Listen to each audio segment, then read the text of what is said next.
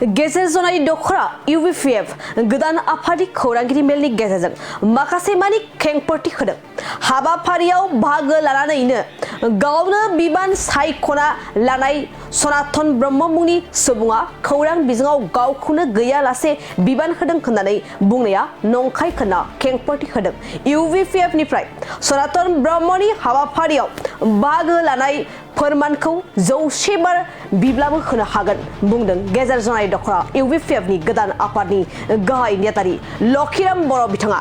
धेमाजि जिल्ला UBPF आफादनि बानजायनायाव धेमाजि जिल्ला गेजेर जनाय हालामनि 1 नं उलुरि गामियाव गेजेर जनाय दखरा UBPF आफादखौ दानाय जादोंमोन।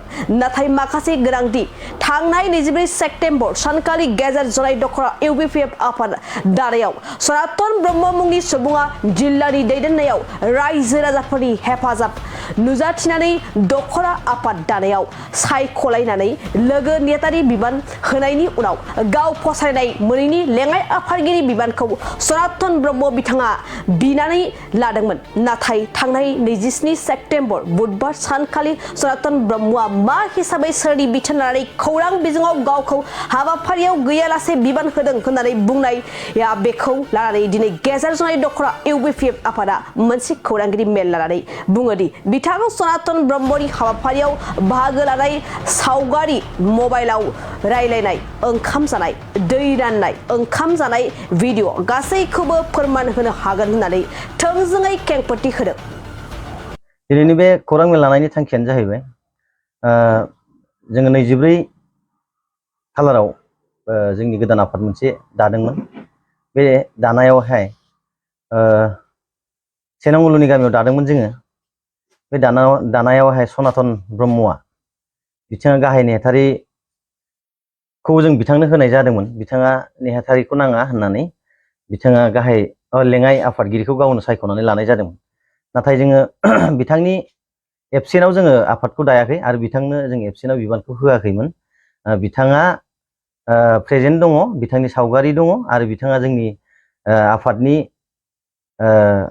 प्रेजेन्ट माबायाव बिथांखौ बिबान होनाय जादों आरो बिथांखौ सिनायथि होनाय जादों। बिथाङा जोंनि उपस्थित माबायावबो बिथाङा प्रेजेन्ट सिगनेचार दङ। जों बे खौरां मेल लानायनि जाहोनखौ आं बेखौनो फोरमायनो लुगैदों रायजोनि सिगाङाव।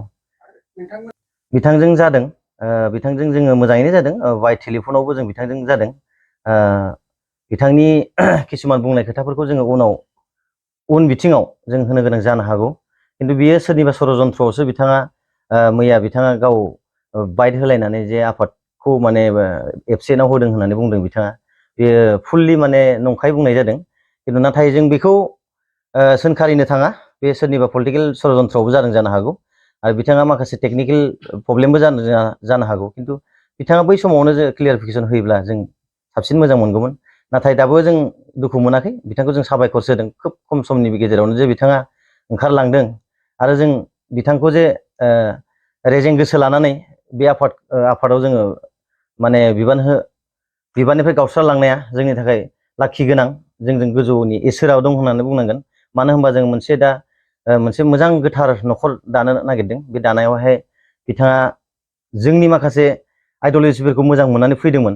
बेयो खिन्थु सोरनिबा षड़यन्त्रआव बिथाङा ओंखारलांदों आरो जों खोनानाय मथेबा बुजिनाय मथेबा सोरनि षड़यन्त्रआव थांदों बेखौबो जोङो मिथियो। उन पर्यायाव जोङो नांगौ जायोबा होफिननो गोनां जानो हागौ। बिथांखौ जों साबायखरसो होदों।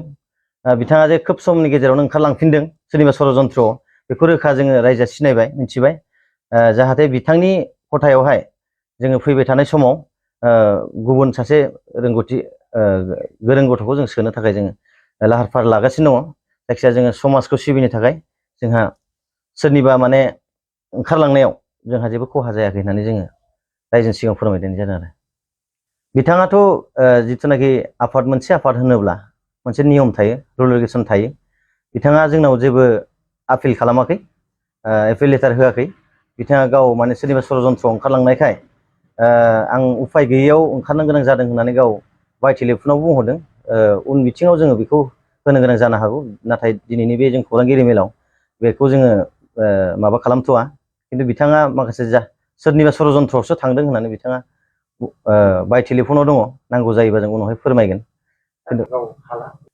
बिथाङाथ' बिथांनिफ्रायथ' जों जेबो लाइजामबो लुगैया मानो होनना बुङोब्ला बिथांजों जों डिसकासन खालामनानैसो सोनाय जादोंमोन नालाय आरो बिथाङा फुल प्लेजेड मिटिङाव दङ आरो बिथांनि सिनाखिफोरबो होनाय जोंनाव दङ बिथांखौ जोङो लाइजाम होनांगौनि जों गोनांथि सानाखै मानो होनब्ला दिनै जोंनि आफादखौ बियो गाव गोसो गोरबोजों रायजोखौ सालायनो समाजखौ सिबिनो ओंखारबोनाय मानसिया दिनै बिथाङा जे फावसयलांदों सोरनिबा षड़यन्त्र बिथांखौ दिनै जों बायकस खालामफिना बिथांखौ जोङो खावलायगोनसो उनावहाय माबा मोनसे जुदि सुबिदा माबायोबा बिथांखौ जोङो उनाव लागैले बोजबफिननायनि लामायावबो दोनगोन जोङो बिथांखौ जों माने बिथांजों जों मोगा मोगि रायलायनो गोनां दंबावो बिथाङा बाय टेलिफनाव बुंहरदोंबाबो बिथांनि कल रेकर्डफ्राबो दङ नाथाय बेखौ जों दा होनांगौ होननानै जों सानथ'वाखै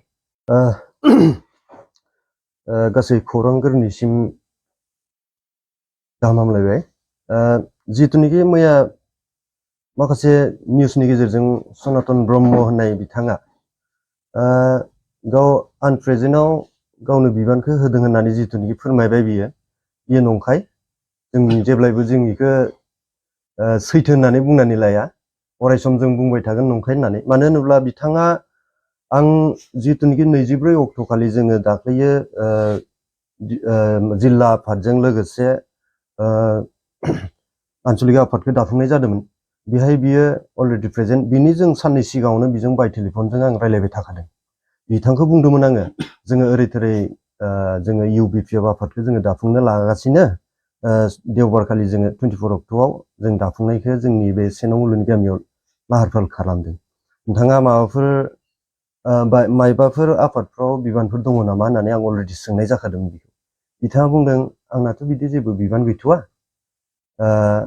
मोजांसो आं वेलकाम खालामदों होननानै गाव आंखौ अलरेडि बुंहरखादों मबाइलावनो होमबाना आं बिदि बुंहरबाय बे बुंनाय लोगो लोगो आं होमबालाय नोङो देवबारै फैदो प्रेजेन्ट खालामनाय नोङो बिबानफोरखौ लादो आं बुंबाय जों गोदान आफाद दानायाव जुदि जों जायगानिनो मानसिफ्रा जुदि आनसलिकआव बिबानाव जुदि डाइरेक्टलि थायोबा थोंजों जोंनि थाखायनो मोजां होननानै बुंबाय आङो जागोन आं मोजां गथ'फोर सानैसो आरो लेंना लांबावगोन होननानै अखानायै बियो बुंबाय सानै गथ' आंजों ओंखारफादों सासेया बिमा बिफाया हाथायाव थांदों न'खर नेनो थाखाय सासे ओंखारनो हाया बिथाङा जाहैबाय BA पास सासे हायार सेकेन्डारि पास होननानै जों जिथुनिखि हायार सेकेन्डारि पास होननाय गथ'खौ लाबोफानायखौ जों बिथिंखौ अर्गानाइजेसन सेक्रेटारियावबो होनाय जादों अलरेडि बिबानखौ ओमफ्राय बेखौ बिथाङा बुंनानै जिथुनिखि जोङो बिथांखौ AGS जेनेरेल सेक्रेटारि नङा बिथांखौ AGSआव जोङो AGSआव होदोंमोन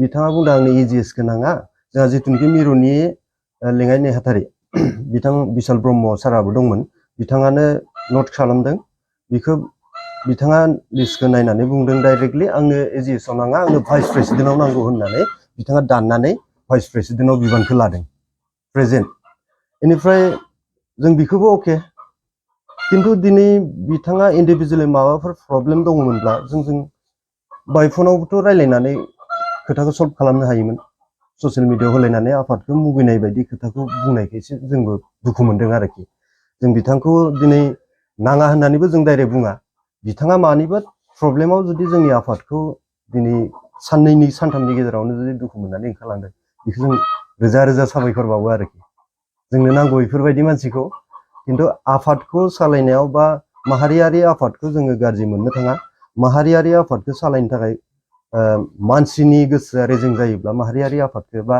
समाजखौ माबायदि सिबिगोन बा सालायलांगोन जों बेखौसो नोजोर बोयो गिबियावनो थ' आङो आनसलिकनि जानानै बेखिनिखौनो बुंबाय आरो लोगोसे बिथाङा जिथुनिखि 24 अक्ट' खालि बिथाङा प्रेजेन्ट थानानै आनप्रेजेन्टआव बिबानखौ होदों होननाया बियो नंखाय 100% नंखाय बियो नंखायखाथार बिथाङा जा मिटिंनिफ्राय लानानै आलासिफोरखौ जोङो मिरु आफादफोरनि बिबानगिरि बिथांमोनखौ जोङो बोथिसेबाबो जानाय लोंनाय बेबस्था खालामदों बिथाङा गावनो दै लुदो गावनो ओंखाम रानना होदो गावनो ओंख्रिबो रानना होदों अब्ला बिथांखौ जोङो आनप्रेजेन्ट होननानै मैया जिथुनिखि बियो बाइट होदों बिथांखौ जों गनायनानै लानो हायाना बिथांनि जोंनाव फट' क्लिपबो दङ भिडिअ रेकर्डबो दङ गोनांथि जाथारोबा जों नेक्स्ट पर्यायाव बेफोरखौबो जोङो होनो थाखाय बाध्यता जानो हागौ नामा सेरफांगुरियाव बाजाज बाइक लानो गोसो गुदुं सुबुंफोरनि थाखाय गाहाम खौरां सेरफांगुरियाव थानाय पंका एन्टारप्राइज बाजाज शोरूमा फैगौ 25 सेप्तेम्बरनिफ्राय 29 सेप्तेम्बरसिम मेगा लन काम एक्सचेन्ज मेला खुंफुंगोन। बायगिरि बिथांमोननो आरसि इन्सुरेन्स लाफानानै 10,999 रां बेसेनावनो लवेस्ट डाउन पेमेन्ट होनानै बाइक लानो हागोन आरो 500 रां होग्रोनानै गोसोबायदि बाइकखौ आवग्रिना दोननो हागोन। नोंथांमोना सेरफांगुरियाव थानाय पुंखा एन्टारप्राइज बाजाज शोरूमजों लोगोसे कसुगाव फेस्टिभ आउटलेट आरो सराइबिल फेस्टिभ आउटलेट ब्रान्च शोरूमावबो खुंफुंजानाय मेगा लन काम एक्सचेन्ज मेलायाव फैनानै नोंथांनि लुबैनाय बाजाजनि बाइकखौ लांफैनो हागोन। पुंखा एन्टारप्राइज बाजाज शोरूमा लोगोसे मोजां अफार लाफादेरदों। 5 लिटार पेट्रल फ्रि, गंनि हेलमेट फ्रि, केस होनानै बाइक बायगिरिफोरनो 2,000 रां केशबेक हरफिननाय जागोन आरो मेगा लन काम एक्सचेन्ज मेलायाव बाइक बायगिरिफोरनो 1 बोसोरनि थाखाय 2 खेब फ्रि वाशिं होनाय जागोन। आबुङै मिन्थिबावनो थाखाय 6003817191 9101547892 आरो 9101598021 जानबुं नम्बराव खौरां लाहरनो हागोन।